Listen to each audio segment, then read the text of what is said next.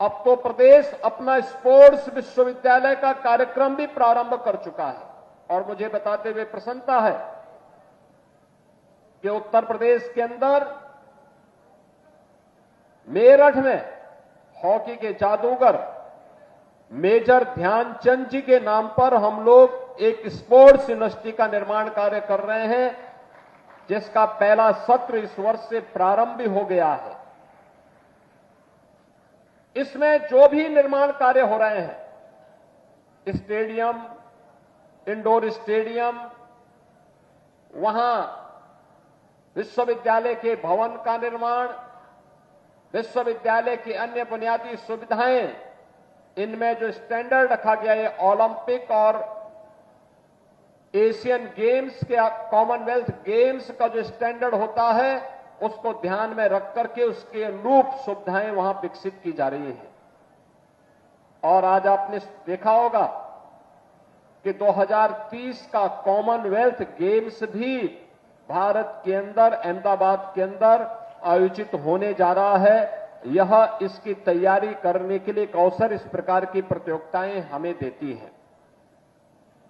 मुझे बताते हुए प्रसन्नता है कि पिछले लगातार 7 वर्ष से इस प्रतियोगिता का आयोजन यहां पर होता है और बड़ी संख्या में यहां पर एक टीमें भाग ले रही हैं। और इस बार मुझे प्रसन्नता है कि 12 टीमों के 168 खिलाड़ियों ने और 24 कोच और टीम के मैनेजर ने इस पूरी प्रतियोगिता में प्रतिभाग किया है, जिसमें राजस्थान, हरियाणा, कर्नाटक, आंध्र प्रदेश, गुजरात, विदर्भ, छत्तीसगढ़, मध्य प्रदेश, पूर्वोत्तर रेलवे, भारतीय सेना, जेडी एकेडमी और उत्तर प्रदेश की टीमें शामिल हैं।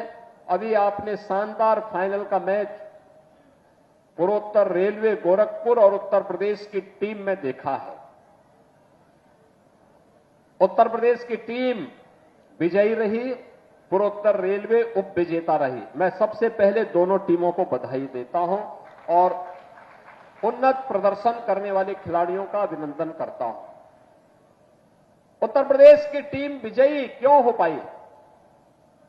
क्योंकि उत्तर प्रदेश में हम लोगों ने गारंटी दे दी है, जो भी खिलाड़ी ओलंपिक में, कॉमनवेल्थ या एशियन गेम्स में या वर्ल्ड चैंपियनशिप में देश के लिए मेडल लेकर के आएगा, हम लोग उसको सीधे सरकारी नौकरी उपलब्ध करवाएंगे।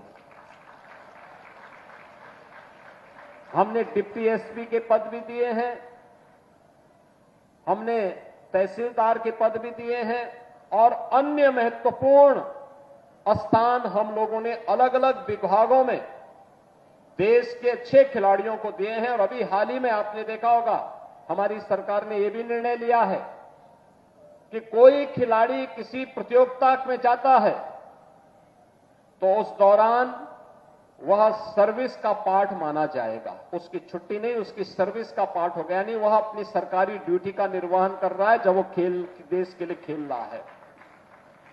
दूसरा, हम लोगों ने यह भी निर्णय लिया है कि सरकारी नौकरी जो खिलाड़ी प्राप्त करता है, अक्सर विभाग उसको प्रैक्टिस करने के लिए अवसर नहीं देते थे। हमने कहा नहीं, इस खिलाड़ी को पूरी प्रैक्टिस करने का अवसर मिलना चाहिए। और मुझे बताते हुए प्रसन्नता है कि अब तक हम 500 से अधिक खिलाड़ियों को उत्तर प्रदेश सरकार के विभिन्न पदों पर, उसमें से ज्यादातर को पुलिस में, उनको सरकारी नौकरी में समायोजित कर चुके हैं और उन्हें वहां पर हम लोगों ने विभिन्न प्रकार की व्यवस्थाओं के साथ जोड़ा है।